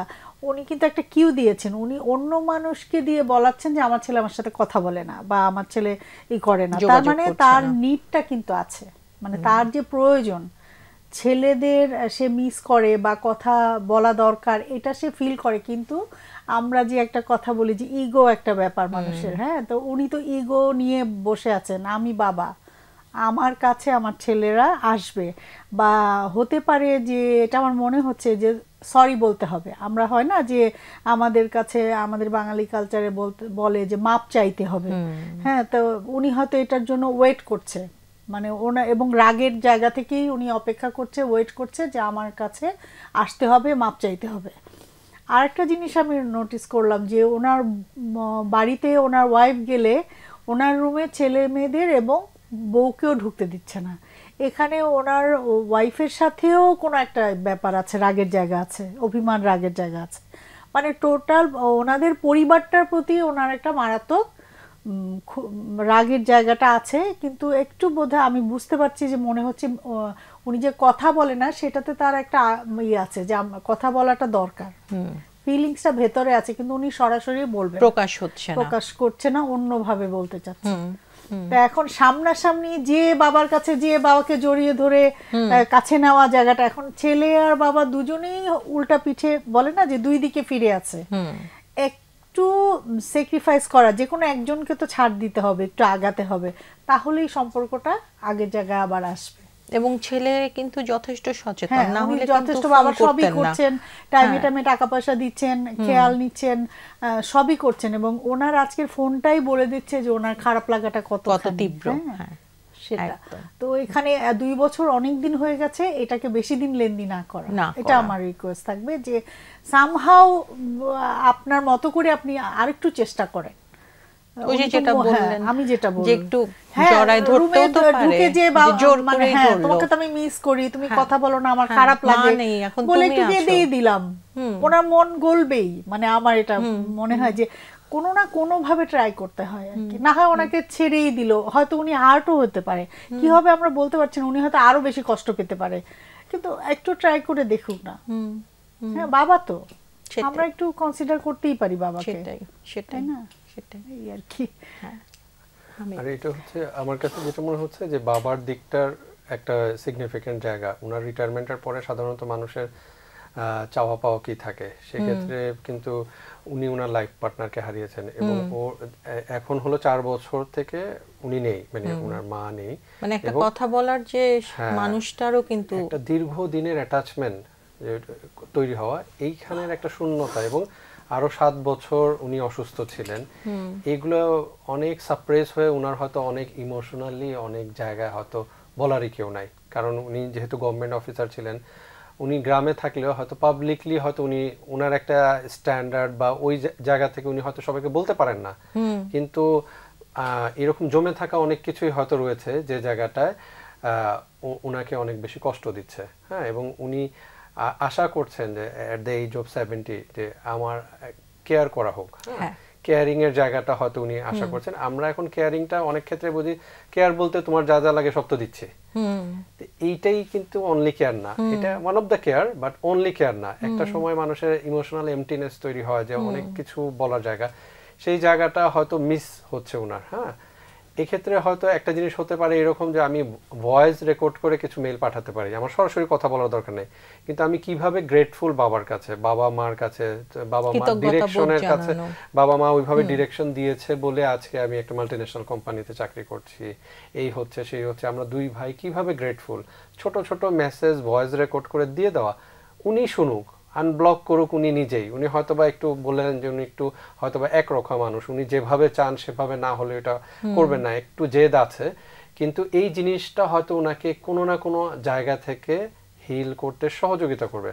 পাশাপাশি হয়তো যেমন ওই যে ব্রিজটা তৈরি করা, যে সব ঠিক আছে কিন্তু ব্রিজটা মানে সচল একটা ব্রিজ তৈরি হচ্ছে না, উনি হয়তো ইন্ডিকেটর দিচ্ছে, হ্যাঁ XYZ এর মাধ্যমে উনি যোগাযোগ রাখছে, তোমার বাবাকে খেয়াল করছো না, তার মানে উনি নার্সিংটা চাচ্ছেন। হ্যাঁ, এখন ওনার চাওয়াটা হয়তো যেরকম চাওয়া এটা হয়তো আপনার পক্ষে দেওয়া সম্ভব না, কারণ আপনি শহরে থাকছেন, এগুলো ছেড়ে দিয়েও হয়তো দিতে পারবেন না, এটা রিয়েলিটি হতে পারে। কিন্তু ইন বিটুইন একটা নেগোসিয়েশনের জায়গা কিভাবে তৈরি করে আরো কমিউনিকেশনের জায়গাটা তৈরি করা যায়, এবং আপনারা কিভাবে গ্রেটফুল উনার কাছে, এবং মার সাথে উনি যে এই যে অসুস্থতার সময়ে উনি ধৈর্য নিয়ে করেছিলেন, এই বিষয়গুলোর জন্য আপনারা ওনার প্রতি একটু ওইরকম সম্মান প্রদর্শন করতে পারেন। আর যা যা করছেন তা তো করছেন, কিছু এক্সট্রা হয় না সারপ্রাইজ দেওয়ার মতো কিছু করা, এই জিনিসগুলো করেও হয়তোবা ওই কমিউনিকেশনের জায়গাটা তৈরি করা যেতে পারে। আর যদি মনে হয় একান্তই উনি আইসোলেটেড হয়ে যাচ্ছেন এবং এটা আপনাদেরও কষ্ট হচ্ছে, তাহলে একজন প্রফেশনাল হেল্প নিলে আরো সামনাসামনি বসে গ্রাফ করা যেতে পারে আর কি কি অল্টারনেটিভ ওয়ে হতে পারে। কারণ আপনারা অবশ্যই কষ্ট পাচ্ছেন এবং এটা আসলে আপনাকেও রেসপেক্ট করার মতো একটা জিনিস যে আপনি একটা ছেলে হয়ে আপনি ফিল করছেন, আপনি ছটফট করছেন বলেই আপনি আজকে ফোন দিয়েছেন, আমি আর কি করতে পারি। সো এইটাকেও সম্মান দেখে বলছি, যদি মনে হয় অল্টারনেটিভ অনেক জায়গা থেকে আপনি ট্রাই করে পারছেন না, প্রফেশনালি আপনি হেল্প নেন, যে আপনার কষ্টের জায়গাটাও আপনার রিলিফ পাবেন, কিভাবে অল্টারনেটিভ নেটওয়ার্ক তৈরি করা যায় কিনা যেখানে বাবার সাথেও আর একটু বেশি কমিউনিকেটেবল হওয়া যায়। এবং সাথে দুটো জিনিস আমার মনে হচ্ছে, একটা হচ্ছে বাবার মধ্যে কিন্তু তীব্র নিঃসঙ্গতা কাজ করছে। এই যে নিঃসঙ্গতার জায়গাটা, আমরা টাকা দিচ্ছি সবই দিচ্ছি কিন্তু নিঃসঙ্গতার জায়গাটা কাছে নেই এবং আমরা স্পর্শ কিন্তু করছি না। ওই নিঃসঙ্গতার জায়গাটাতে যদি একটু হালকা করে স্পর্শ করতে পারি তাহলে কিন্তু বাবা অনেকটুকু রিলিফ ফিল করতে পারেন, আইস ব্রেকিং হতে পারেন। এবং সেই সাথে আমি এই ফোনটাকে আজকে খুবই গুরুত্বপূর্ণ ফোন মনে করব, কারণ বিশ্ব স্বাস্থ্য সংস্থার মতে 2050 সালে বাংলাদেশের জনসংখ্যার 80% হবে 65 ঊর্ধ্ব। আমাদের যে জনসংখ্যার পিরামিডটা এখন তো আমাদের 15 থেকে 24 বছর বয়সটা বেশি। এই বার্ধক্যের যে এই নিঃসঙ্গতার সমস্যাগুলো এখন আমরা যতটুকু দেখছি, এটা কিন্তু সামনে আরো বাড়বে। কাজেই ছেলে আজকে যে এই ফোনটা করলেন, এই অনুষ্ঠানটা আগামী যত দিন যাবে এ ধরনের ফোনের সংখ্যা কিন্তু আরো বেশি আসবে। কাজে এই ভাবনার জায়গাগুলো খুব জরুরি। এবং হামিদ যেটা বললো যে আমাদের নিঃসঙ্গতার সেতুটা কেমন, দুটো বিচ্ছিন্ন দ্বীপ, দুজনই কষ্ট পাচ্ছেন, তাহলে আমরা কিভাবে সেতুটা রচনা করতে পারি, এটা বোধহয় ভদ্রলোকের নিজের বাচ্চাদেরকেও শেখানো দরকার এবং উনি প্রয়োজনে প্রফেশনাল হেল্পও নিতে পারেন। এবং আপনি যে কথাটা বললেন সেটাও কিন্তু চমৎকার রেজিনা আপা, যে বাবাকে কিচ্ছু না বলে আমরা বলি না যে 20 সেকেন্ড একটু জড়ায় ধরো। হ্যাঁ, আমারই তো বাবার কাছে আমি যাব না কেন, মানে ভিতর থেকে ওই তাগিদটা একটু জোর দিয়েই না করি, বাবার কাছে আমি কেন যাব না, যেতেই পারি। মানে একটু ইজি করে নেওয়া, সহজ করে নেওয়া। যেহেতু 2 বছর হয়ে গেছে, এটাকে আর মানে আমি বলবো 1 সপ্তাহ আর দেরি করা উচিত না। 1 সপ্তাহ একদমই দেরি না করা উচিত, কারণ যত দেরি হবে তত বিচ্ছিন্নতার সেতুটা আরো ভাঙতে থাকবে। এবং বাচ্চাদেরকে শেখানোটাও বোধহয় এখন খুব জরুরি। হ্যাঁ, আর আরেকটা জিনিস বোধহয় ইদানিং আমাদের একটু খেয়াল করা দরকার, কারণ বাংলাদেশে মানুষের গড় আয়ু বাড়ছে। 1971 সালে বাংলাদেশে পুরুষদের গড় আয়ু ছিল 41 বছর, মহিলাদের 43 বছর। এখন কিন্তু এটা 73 পার হয়ে গেছে। সামনেই 2030-এ এটা 80 পার হবে। জীবনযাত্রার গুণগত মান যত বাড়ছে, বার্ধক্য তত বাড়ছে, নিঃসঙ্গতাও বোধহয় বাড়ছে নাকি?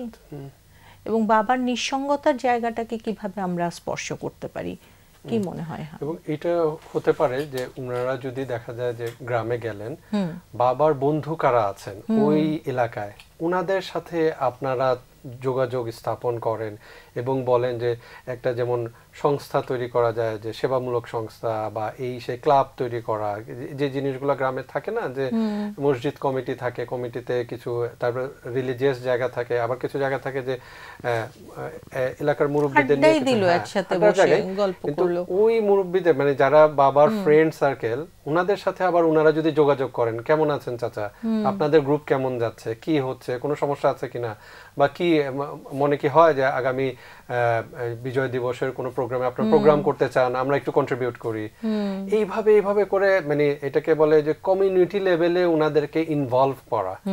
এইটা হলে হবে কি, উনি হারিয়ে যান নাই, উনার একটা রোল রয়েছে এখনো সমাজকে দিতে পারছেন, এই জায়গাটা উনি অনেকটাই কানেক্ট, ব্রিজ তৈরি করতে পারবে আদার্স অনেকের সাথে। কারণ ভাবনার জায়গাটা হচ্ছে ছেলে ভাবছে উনার ক্যারিয়ার, উনার সংসার নিয়ে, এইটা একটা ভাবনার জায়গা।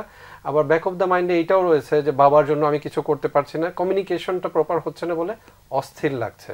কিন্তু বাবাকেও তো আবার শহরে এনে রাখা যাচ্ছে না, এখানেও ইয়ে হচ্ছে না, ফাংশন করছে না। সেক্ষেত্রে বাবা যে জায়গায় আছেন, যেহেতু এটা আপনাদের পুরনো গ্রাম, ওইখানে হয়তো আরো অনেক রিলেটিভ, অনেক উনার বয়সের অনেকে আছেন, বা উনার হয়তো বেস্ট একজন দুজন ফ্রেন্ড আছে, বা চাকরি সূত্রে কিছু কিছু মানুষ থাকতে পারেন যে ঘুরে ফিরে ওনাদের কাছে চলে যান। ওই মানুষদের সাথে যোগাযোগ স্থাপন করে যে আর কি করা যেতে পারে, মাধ্যম হয়েই যাক, সরাসরি যদি বাবা ডিনাই করে, এটাকে জোরাজুরি না করে মাধ্যম হয়েও যদি এভাবে ওনার সোশ্যাল জায়গাটায় যদি আরেকটু ব্যাকআপটা দেওয়া যায়, আমার মনে হয় উনার এই নিঃসঙ্গ জীবনটা অনেকটাই উনি গুছিয়ে উঠতে পারবেন। এবং উনি এখনো কি কন্ট্রিবিউট করতে পারেন, ইন্টেলেকচুয়াল কন্ট্রিবিউশন কি হতে পারে সমাজের জন্য, এই বিষয়টা আমাদের এই যে জেরিয়াট্রিক পিপলের কথা বললেন, আমরা সাধারণত দেখি যে ওনাদের কিন্তু চমৎকার অভিজ্ঞতা আছে সারা জীবনের, এবং এইটার সাথে ইন্টেলেকচুয়াল ক্যাপাসিটি রয়েছে, এটা সমন্বয় করে কিন্তু সমাজ পরিবর্তনের অনেক কিছু তৈরি করা যেতে পারে। মানে বুদ্ধিবৃত্তির জায়গাটাকে একটু সামনে নিয়ে আসা। উনি হয়তো উনার গ্রুপে লিড করলেন, হ্যাঁ, উনি বুদ্ধির জায়গাটা দিলেন, বাকিরা সবাই শ্রম দিল, এই যে একটা টিম বিল্ড করে কিন্তু কিছু না কিছু করা যায়। এবং এটার ইনভলভমেন্টটা থাকলেও ওনার কাছেও হয়তো বা ভালো লাগবে, নিঃসঙ্গতার জায়গা অনেকটা জায়গায় কেটে যাবে। এবং এইটার ব্যাক অফ দ্য মাইন্ডে আপনারা মাস্টার গেম প্লে করতে পারেন এইভাবে থেকে, এটাও হতে পারে। এর পাশাপাশি উনার যেহেতু জেরিয়াট্রিক কোনো ইস্যুজ রয়েছে না, আছে কিনা, হ্যাঁ, বয়সজনিত কারণে চোখের ছানি, মানে চোখের ইস্যু, ডায়াবেটিক, আরো অনেক অনেক অনেক ইস্যু থাকে, হ্যাঁ। সো ওইগুলোর খোঁজ খবর আমরা নিচ্ছি কিনা, প্রপারলি হচ্ছে কিনা, এবং ওই সেই জায়গায় উনি কোথায় কোথায় ট্রিটমেন্ট নিতে পারেন, এইগুলোতেও অনেক সময় মান অভিমান কিন্তু থাকতে পারে, হ্যাঁ, যে তোমরা শুধু টাকা পয়সা দিয়ে মনে করছো আমাদের সব হয়ে গেছে, কিন্তু এই যে কে ডাক্তারের কাছে নিয়ে যাবে, কে কি করবে না করবে। সো আপনি যে যথেষ্ট সচেতন ভাবে সূক্ষ্ম সূক্ষ্ম জায়গায় খবর নিচ্ছেন, এটা যদি বুঝতে পারেন, আমার কাছে অনেক মনে হয় যে ওনার অনেক আইস ব্রেকিং হবে। হয়তো উনি একটা ধারণা পোষণ করে রেখেছেন যে দিন শেষে বাচ্চা কাচ্চারা চলে যাবে যার যার কাছে, বাবা মা হিসেবে আমরা থাকবো, এইভাবে একটা সামারি হয়তো টেনে ফেলেছেন। কিন্তু আপনারাও যে মানে দূরে থাকলেও সচেতন ভাবে কতটুকু কন্ট্রিবিউট করতে পারেন এবং করছেন, এইটাকে বোঝানোর জন্য হয়তোবা এই জায়গাগুলো আপনারা একটু ক্রস চেক করে নিতে পারেন, তাহলে হয়তো কম্পারেটিভলি ভালো থাকা যাবে। চমৎকার। হামিদ তো ভাবনার জায়গাটা বলল, আপনি যদি একটু ফিলিং এর, অনুভূতির জায়গাটা বলেন, কিভাবে টাচ করা যায় অনুভূতির জায়গাটা। একটা বলেছি যে কিছু না হয় গেল, বা যে বাবার সাথে একটু কথা বলে জোর করলো বা হাক করলো, এটা। আর একটা ভাবলাম, মনে হচ্ছে যে কথা যদি হয়, এই পর্বটা শেষ হলে পরের স্টেপে ওনারা তো চলে আসবে, আবার যাবে, তখন একটু রান্না টান্না করে বাবার জন্য নিয়ে গেল, বাবার পছন্দের খাবারগুলো তার বৌমাই রান্না করলেন, তাহলে বউর প্রতিও একটা ইয়ে হবে, হয়তো নিল। এরকম করে একটু একটু করে স্টেপ বাড়ানো, বা বাবার জন্য কিছু, এখনই পোশাক নিলে উনি পরবে না, কাজে সম্পর্কটা গ্রোথ হতে হবে, একটু একটু করে গ্রোথ হলে, ঈদ হয়, বিভিন্ন উপলক্ষ্য হয়, তখন তো ওনার জন্য কিছু পোশাক নিয়ে গেল, নাতিদের দিয়ে দেওয়ালো। মানে পারিবারিক, আমাদের যে পরিবারের যে বন্ধনটা, এটা তো খুব মধুর একটা বিষয়, এটা সুন্দর করেই এটা আগানো যায়। একটা গ্যাপ হয়ে গেছে, আমি আশা করি উনি পারবেন একটু একটু করে এভাবে আগানো, যেভাবে। আর উনি যদি লোনলি থাকে, হামিদ যেটা বললো এটা খুব ইম্পর্টেন্ট, যে বয়স্কদের গ্রামে কোনো কাজে সম্পৃক্ত করা, এবং ওনার তখন কনসেন্ট্রেশন খালি ছেলেরা কি দিল না দিল বা কি করছে না করছে ওগুলোতে থাকবে না, উনি তখন এখানে একটু ব্যস্ত থাকবে, মানে ওনাকে আরেকটু ব্যস্ততা দেওয়া। কিন্তু মনিটরিং খুব ইম্পর্টেন্ট, বারবার যাওয়া, এক ভাই একবার গেল, আর এক ভাই আর একবার, ওনার তো বয়স এখন 70, মানে কদিন উনি আছেন আমরা কেউই জানি না, তাই না? আমাদের যা করণীয় সন্তান হিসাবে সেটুকু আমরা চেষ্টা করি, অভিমান করে আর কত থাকবো। বাবাও থাকছেন, আমরাও থাকছি, এই জিনিসটা আমি মানে বলতে চাচ্ছি যে ওনারা ইনিশিয়েটিভ নিক, এটা ঠিক হয়ে যাবে। কিন্তু ইনিশিয়েটিভটা নিতে হবে ওনাদের দিক থেকে। বাবা ফোন ধরবে, বাবা কথা বলবে, এটা হবে না, এটা তো বোঝা গেছে। উনি তো অনেক বেশি অভিমান করে আছেন, তাহলে এটাকে একটু জোর করেই এটাকে ভাঙাতে হবে। এবং এটা পরিবারে চর্চা এরকম আমি দেখেছি, আছে এরকম, এটা সম্ভব, ভাঙানো সম্ভব ওনার অভিমানটাকে। এবং একটা নির্দিষ্ট বয়সের পরে বোধহয় আমরা আবার বার্ধক্যে শৈশবে ফেরত যাই। হ্যাঁ, শিশুর মতো।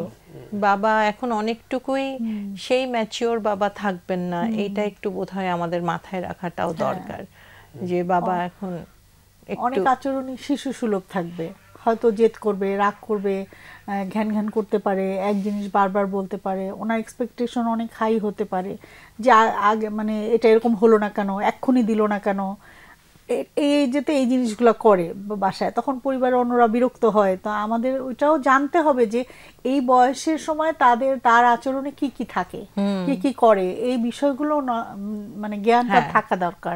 তখন আমি কিন্তু অ্যাকসেপ্ট করতে পারবো। আগে তো বাবা এত রাগ করতো না বা এত কথা বলতো না, এখন কেন বলে? এখন তো তার এটাও একটা স্তর, তার পরিবর্তনের একটা স্তরে উনি পড়েছেন, শেষের দিকে এসেছেন। তাহলে আমাকে ওটা জানলে ওনাকে হ্যান্ডেল করতে সুবিধা হবে। এবং আচ্ছা, আমাদের একটা ফোন এসে গেছে, আচ্ছা আমরা একটু ফোনে চলে আসি। জি, হ্যালো।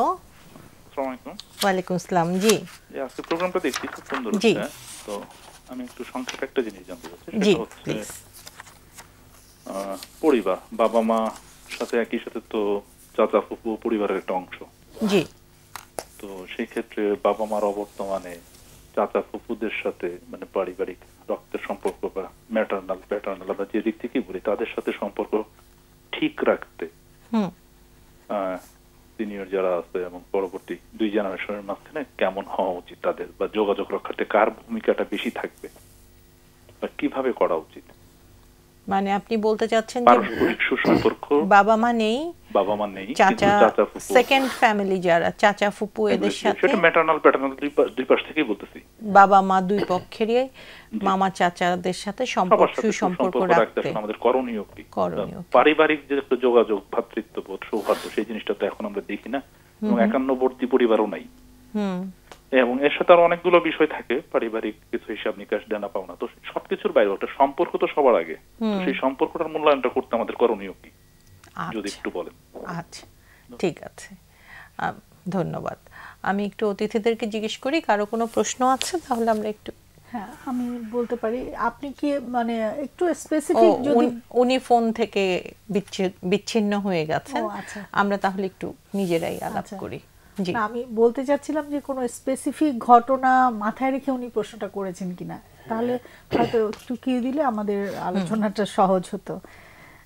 এখানে যেটা বললেন যে আত্মীয় স্বজনের সাথে সম্পর্ক বজায় রাখা পর্যায়ক্রমে, আসলে আমার যেটা আমরা দেখি আমাদের পরিবার সারাউন্ডিংসে, কালচারে যেটা আমরা চর্চা করি, যেমন কেউ যেন ধরেন ছেলে মেয়ের দায়িত্ব কার হবে, ওইটা আমি বলতে চাচ্ছি যে এটা আসলে ছেলে মেয়েদেরই দায়িত্ব, মানে যারা ইয়াং জেনারেশন, ফ্যামিলি অবশ্যই। ধরেন ভাতিজা বিয়ে করেছে, ভাতিজা যদি হয়, বাবা মা মারা গেছেন, বাবা মা মারা এখন গেছেন, বাবা মার পক্ষের এবং উভয় পক্ষের চাচা চাচি, খালা খালু, এদের সাথে সম্পর্ক কিভাবে সুসম্পর্ক রাখা যায়? সুসম্পর্কর প্রথমেই তো কমিউনিকেশন লাগবে, সবার যোগাযোগটা লাগবে। তাহলে ফোন করে একটা খোঁজ নেওয়া যেতে পারে, তার সাথে কথা বলা যায়, ব্যস্ততা না থাকলে একটা মেসেজ, যদি সেগুলো এটাতে অভ্যস্ত থাকে তাহলে একটা মেসেজও দেওয়া যায়। এখন কিন্তু মুরব্বীরা অনেকেই হোয়াটসঅ্যাপ মেনটেন করে, ফেসবুক মেনটেন করে, আছে, এগুলো নিয়ে সময় কাটায়, তাহলে খোঁজ নেওয়া সেটা একটা ব্যাপার। তারপরে কেউ অসুস্থ হলে তাকে দেখতে যাওয়া,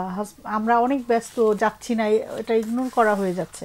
আসলে সেখানে আমাদের এটা কিন্তু পারিবারিক শিক্ষা, আমি বলবো এটা একদম পরিবার থেকে এই শিক্ষাগুলো আসে। ছোট থেকেই শিশুটা দেখে তার বাবা মা অমুক চাচার জন্য গেছে, অমুক চাচির জন্য শাড়ি কিনছে বা এই কিনছে, এই যে এগুলো দেখে দেখে আমরা বড় হই, তখন আমি নিজেই ওটা করব।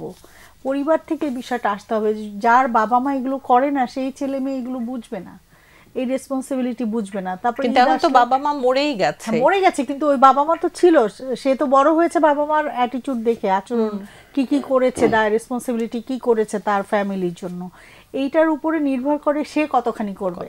কারণ না দেখলে সে ওটা বুঝবে না, তখন কাউকে বুঝিয়ে দিতে হবে। হ্যাঁ, তো ঈদের সময় মুরব্বীদের শাড়ি কাপড় কিনে দেওয়া বা পুরুষ যারা আছেন তাদের পোশাক গিফট করা, এগুলো আমরা দেখেছি করা। তারপর কারো যেমন নতুন চাকরি করেছে, নতুন চাকরির ফার্স্ট বেতন দিয়ে সে তাদের ফ্যামিলির মুরব্বী দাদি যদি থাকে, দাদির জন্য একটা কিছু কিনি, বা দাদিকে একটু ফল কিনে নিয়ে দেখতে গেলাম। মানে এই যে জিনিসগুলো, এগুলো খুবই সুন্দর একটা জিনিস, এবং এটা কিন্তু মনে থাকে, যার জন্য করা হবে সেটা কিন্তু অনেকদিন বলে, মুরব্বীরা কিন্তু খুশি হয়ে বলে অমুকে এসেছিল আমার জন্য, এই করে গেছে, এই দিয়ে গেছে।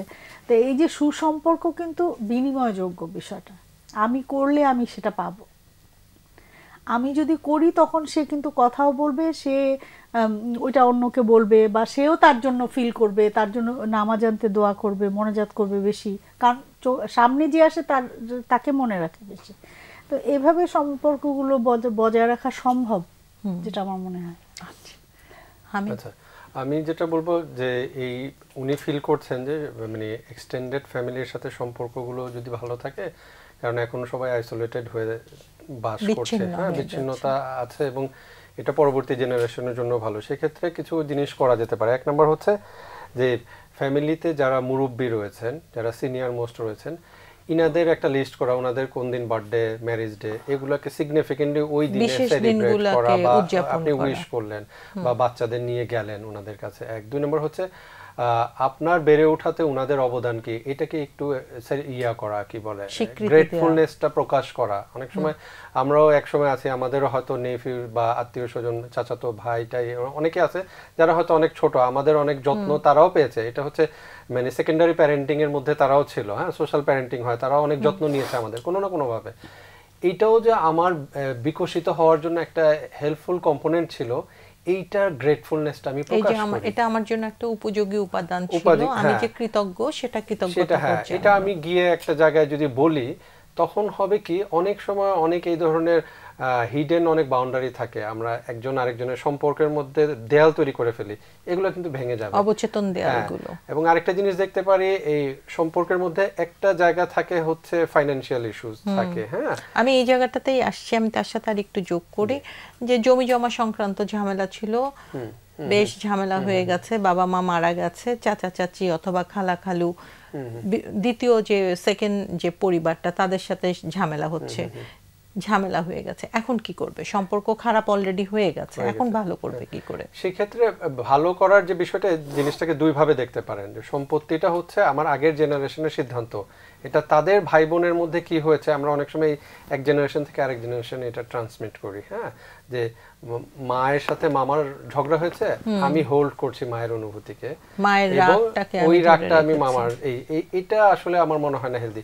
ওনারা ভাই বোন ঝগড়া করেছে, সম্পর্কের জায়গাগুলো ডাইমেনশনটা যদি বুঝি, যে হ্যাঁ, কিছু জায়গায় হয়তো খুব বেশি অপমানজনক কিছু হলে সেক্ষেত্রে আমার একটা স্ট্যান্ড থাকতে পারে, এবং বোল্ডলি আমি সেটা বলতে পারি যেটা আমি ব্যথা পেয়েছি, হ্যাঁ, এবং আমি শক্তভাবে ওটা প্রকাশ করতে পারি যে এটাতে আমি খুবই অপমানিত হয়েছি বা আমার মা কষ্ট পেয়েছে, এটা কনসিডার করছি না, কিন্তু তারপরও তো আপনার সাথে আমার একটা সম্পর্ক আছে। সেই সম্পর্কের জায়গাগুলোকে যদি যত্ন নেই, সচেতনভাবে যত্ন নেওয়া যেতে পারে অনেকগুলো ওয়েতে। একটা মানে রেজিনা আপা বললেন যে বিয়ে শাদিতে যাওয়া, বিভিন্ন অকেশনে যাওয়া, দাওয়াত করে খাওয়ানো, বা কোনো ক্ষেত্রে অনেক সময় হয় অনেক রিলেটিভ হয়তো সরাসরি যাওয়া যাচ্ছে না, কিন্তু ওই যে ভায়া হয়ে আরেকজনের কাছে আপনি বললেন যে ওই আঙ্কেলটার কাছে বা ওই ভাইয়ের কাছেও আমি অনেক কৃতজ্ঞ, উনি একদিন আমাকে এইভাবে উপকার করেছিলেন। এইটা কিন্তু এই যে পজিটিভ একটা ভাইব্রেশন ক্রিয়েট হচ্ছে, এটা কিন্তু সার্কুলেট করবে। এইগুলো হলে আস্তে আস্তে দেখা যাবে অনেক হিডেন দেয়ালগুলো হয়ে যাবে, দূরত্বের জায়গাটা একটু অ্যাট্রাকশন বাড়বে আর কি। আমাদের হয় কি, ডিট্রাকশন হয়ে যায় সম্পর্কের মধ্যে, অনেক এত বিতৃষ্ণা চলে আসে যে মনে হয় যে এর চাইতে শত্রুও ভালো, বা এত খারাপ শত্রু হয়ে যায় কাছের মানুষরা যদি এরকম ভুল বোঝাবুঝি হয়। সেক্ষেত্রে এই জায়গাগুলো আমরা মেনটেন করতে পারি। ধন্যবাদ হামিদ, দুজনকেই ধন্যবাদ, চমৎকার আলোচনা হলো। সুপ্রিয় দর্শক, আগামী পর্বের বিষয় হচ্ছে কিছু কিছু মানুষ কাছের লোকদের খুশি করার জন্য আপ্রাণ চেষ্টা করেন এবং তাতে সফল হতে না পারলে নিজেকে বা অন্যদেরকে দোষারোপ করতে থাকেন। কেন? কাছের মানুষদেরকে খুশি করার চেষ্টা করেন এবং তাতে যখন সফল হচ্ছেন না, তখন হয় নিজেকে, না হলে অন্যদেরকে দোষারোপ করেন। কেন? এই বিষয় নিয়ে আমরা আগামী পর্বে আলাপ করব। সেই পর্যন্ত ভালো থাকেন, সুস্থ থাকেন। ধন্যবাদ, শুভরাত্রি।